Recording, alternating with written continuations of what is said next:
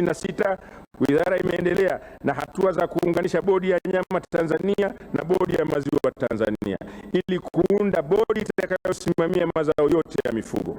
Bodi hiyo itakuwa na jukumu la kuratibu, kuendeleza, kuhamasisha na kusimamia uzalishaji, usindikaji, biashara pamoja na mazao yote ya mifugo. Uundaji wa bodi hiyo uko katika hatua za mwisho za maamuzi. Mheshimiwa Mwenyekiti, wizara inaendelea na mpango wa kuanzisha mamlaka ya usimamizi wa rasilimali za uvuvi.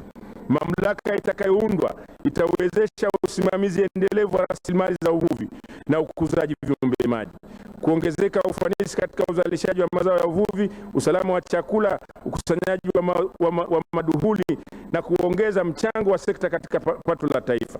Uundaji wa mamlaka hiyo ya uvuvi upo katika hatua za mwisho za maamuzi. Huduma za uhimilishaji. Mheshimiwa Mwenyekiti, katika mwaka 2025-26 Kituo cha Taifa cha Uhimilishaji yaani NAIC kimezalisha jumla ya dozi 72,747 za mbegu na kuzisambaza sawa na 48.50% ya lengo la kuzalisha dozi 100,050. Vile wizara imejengewa uwezo imewajengea uwezo wahimilishaji 60 kutoka katika mamlaka za serikali za mitaa na kuendelea kuhamasisha matumizi ya teknolojia ya uhimilishaji, ambapo hadi Aprili 2026 jumla ya ng'ombe 74,345 wamehimilishwa katika mikoa 26 ya Tanzania bara. Uzalishaji na usambazaji wa mitamba. Mheshimiwa Mwenyekiti, katika kuboresha mbari za mifugo nchini, serikali inaendelea kuyaimarisha mashamba matano ya kuzalisha mifugo ya South Hill lililoko Mufindi, Mabuki lililoko Misungwi, Ngerengere lililoko Morogoro na Ngaramo lililoko Masasi, pamoja na Kitulo lililoko Makete, yenye jumla ya ng'ombe 7,355 ikilinganishwa na ng'ombe 6,542 waliokuwepo mwaka 2024-25. Aidha, katika mwaka 2025-26 mashamba hayo yamezalisha jumla ya mitamba bora 826 sawa na 82.6 ya lengo la kuzalisha mitamba 1000, ambapo mitamba 177 imesambazwa kwa wafugaji. Pia mashamba ya watu binafsi 8 yamezalisha mitamba bora 3,508 na kusambaza mitamba 3,021. Serikali itaendelea kuboresha mashamba yake kwa kuyawezesha zaidi kutokana na ongezeko la mahitaji ya wafugaji kuhitaji mitamba bora ya mifugo. Mheshimiwa Mwenyekiti, serikali pia imeingiza jumla ya ng'ombe 5,328, mbuzi na kondoo 24,540 na nguruwe 171 wa mbegu kutoka nchi za Kenya, Afrika Kusini, Uganda, Ufaransa na Namibia.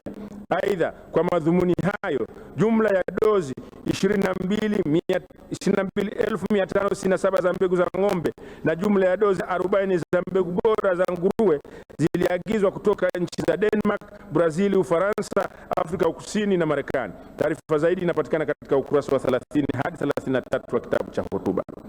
Uzalishaji wa kuku wa nyama na mayai. Mheshimiwa Mwenyekiti, wizara imeendelea kuhamasisha uzalishaji wa kuku ikiwemo uanzishwaji wa mashamba ya kuku wazazi na vitoteleshi, ambapo hadi Aprili 2026 jumla ya mashamba 27 yameanzishwa na kuendelezwa. Hadi Aprili 2026 jumla ya vifaranga vya kuku milioni 83.93 vimezalishwa, kusambazwa na kuuzwa ndani na nje ya nchi. Uwekezaji huo umechangia kupungua kwa uingizaji wa vifaranga vya kuku wazazi kutoka milioni 1.16 mwaka 2024-25 hadi vifaranga milioni 1.03 mwaka 2025-26.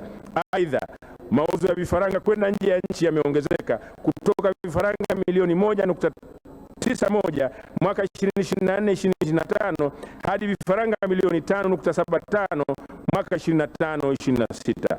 Taarifa zaidi inapatikana katika ukurasa wa 32 hadi 34 wa kitabu cha hotuba.